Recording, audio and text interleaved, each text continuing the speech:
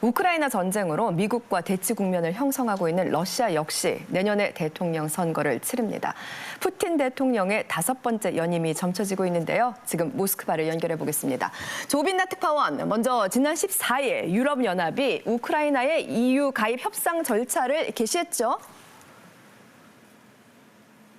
네, 지난해 6월 EU 가입 후보국이 됐던 우크라이나가 정식 회원국에 한 걸음 더 다가섰습니다. 다만 협상이 개시되더라도 당장 회원국이 되는 건 아닙니다. 짧게는 몇 년, 길게는 10년 이상 걸릴 수도 있습니다. 서방의 지원 동력이 약화될 걸 우려하고 있는 우크라이나는 일단 협상이 시작됐다는 데 큰 의미를 부여했습니다. 하지만 우크라이나에 대한 500억 유로, 약 71조 원의 추가 지원안은 일단 무산됐습니다. 회원국의 만장일치 동의가 필요한데 EU 내에서도 친러시아 행보를 보이고 있는 헝가리가 반대했기 때문입니다. 네, 이런 상황 속에서 러시아 푸틴 대통령이 대선 출마 의사를 밝혔더라고요. 네, 푸틴 대통령이 내년 3월 17일에 실시되는 대통령 선거 출마를 공식화했습니다. 이른바 특별 군사작전의 목표를 바꿀 계획이 없다. 이 목표가 달성돼야 평화가 찾아올 거라고 했습니다. 푸틴 대통령이 대규모 국민 소통 행사를 연 건 특별 군사작전에 대한 자신감을 드러내기 위한 거란 분석이 나옵니다.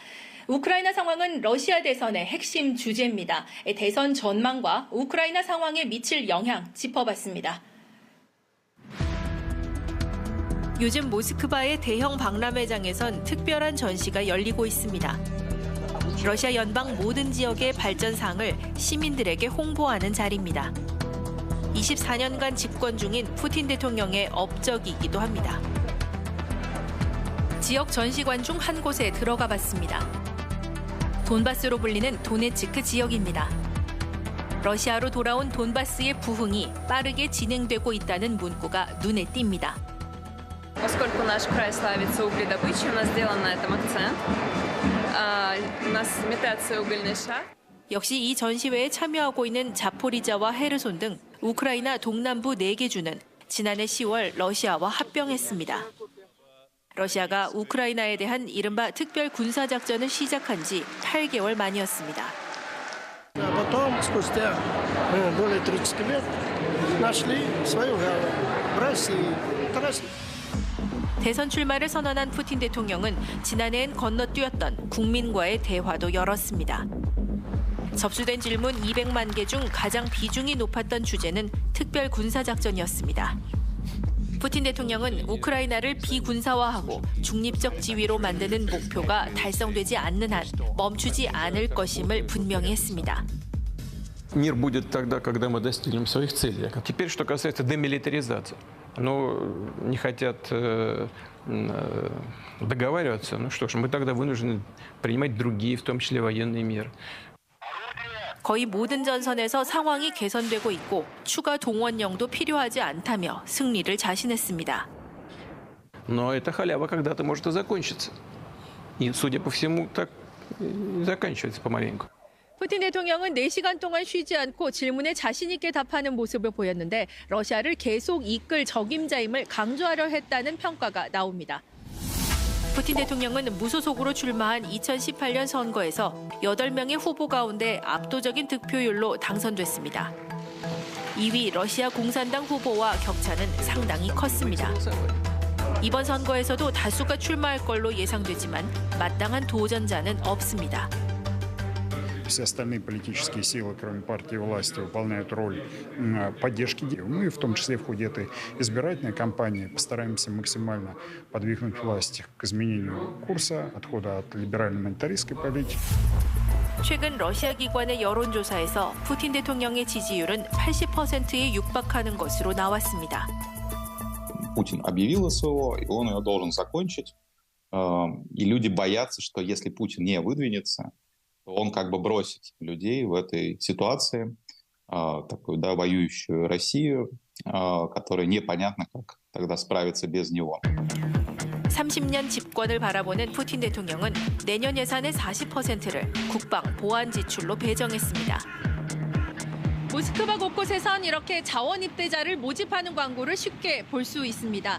이 국방부와 계약을 맺고 작전 지역에 투입되면 한 달에 21만 루블, 약 300만 원과 연금 등 각종 혜택이 주어집니다.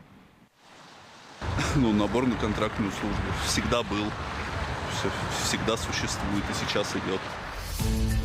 병력 충원과 무기 생산 등의 역량을 집중하고 시간을 무기화하고 있다는 분석도 나옵니다. 이에 반해 우크라이나는 어려운 상황입니다. 전선에서 반격의 돌파구를 찾지 못하고 있는 가운데 서방의 지원마저 약화될 조짐을 보이고 있습니다.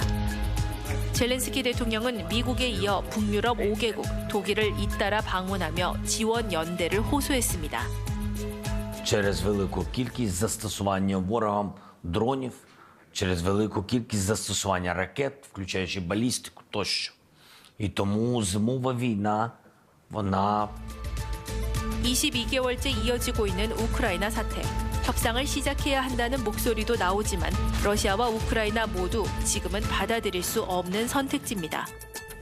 모스크바에서 조빈나입니다. 네, 영상에서 푸틴 러시아 대통령이 국민과의 대화를 진행하는 장면이 나왔었잖아요. 네. 실제로 그때 약 200만 개의 질문이 접수됐다고 하던데요. 그렇습니다. 이번 기자회견을 위해서요. 2주간 사전 질문지를 받았다고 해요. 네. 가슴에 푸틴 배지를 단 군인 그리고 크림반도의 어린이 등 러시아 점령지 국민들이 푸틴에게 질문을 질문을 던지고 답하는 형식이었어요. 네. 다분히 짜여진 각본이란 느낌이죠. 근데 그러네요. 생방송이다 보니 돌발 상황도 있었습니다. 오. 당신의 현실은 왜 우리가 살고 있는 현실과 다른가요? 또는 대통령직에 다시 출마하지 마세요. 같은 미처 거르지 못한 질문들이 네. 대형 스크린을 통해서 공개되기도 했습니다. 생방송은 진짜로 생방송이었군요. 그나저나 푸틴의 그 5선 연임이 나설 것이다라는 건 누구나 많이들 짐작을 했습니다만은 이번에 그가 대선 출마 선언을 좀 색다르게 진행했다고 하던데요. 그렇습니다. 지난 8일 조국 영웅의 날이라는 곳에서 질문이 나오니까 그 대화 내용이 공개를 했습니다. 네. 그 푸틴이 대선 출마가 그것으로 공식화됐는데요. 그 현장에 있던 군인이 푸틴에게 당신이 필요하다, 대선에 나와달라라고 요청을 하자 푸틴이 알겠다라고 그렇게 대답을 한 건데 네. 마치 국민이 원하고 지지하니까 출마한다 이제 그런 형태를 취한 것이죠. 네. 특히 이번에 좀 주목이 되는 것이 출마 선언을 한 장소가 우크라이나 참전 군인들의 훈장 수여식 자리더라고요.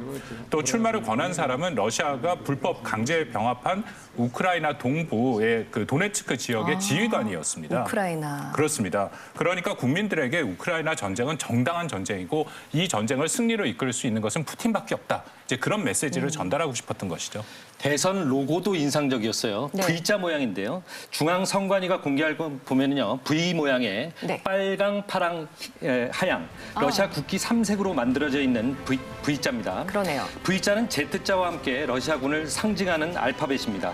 이번 선거에서 민심을 결집시키기 위해서 우크라이나 전쟁을 내세웠다는 것을 알 수 있는 대목입니다. 네. 그런데 최근에 보니까 또 러시아 내 대표적인 반푸틴 인사죠. 야당 지도자 알렉세이 나발니가 실종됐다는 기사가 나오던데 나발니는 노비촉 독살 시도로 죽을 고비도 넘겼었고 지금은 교도소에 있다고 알았거든요. 그렇습니다. 지난 11일 그 나발리 대변인이 나발리가 6일째 화상심리에 나오지 않는다면서 실종 소식을 그렇게 알려왔는데요. 네. 그 시점이 푸틴이 그 대선 출마를 공식화하기 3일 전으로 추정되고 있습니다. 이게 참 의미심장한 것이 독살 시도도 그 배후로 푸틴이 거론됐었잖아요. 그렇습니다. 그 나발리는 수감 중에도 측근들을 통해서 반푸틴 운동을 계속해왔는데요.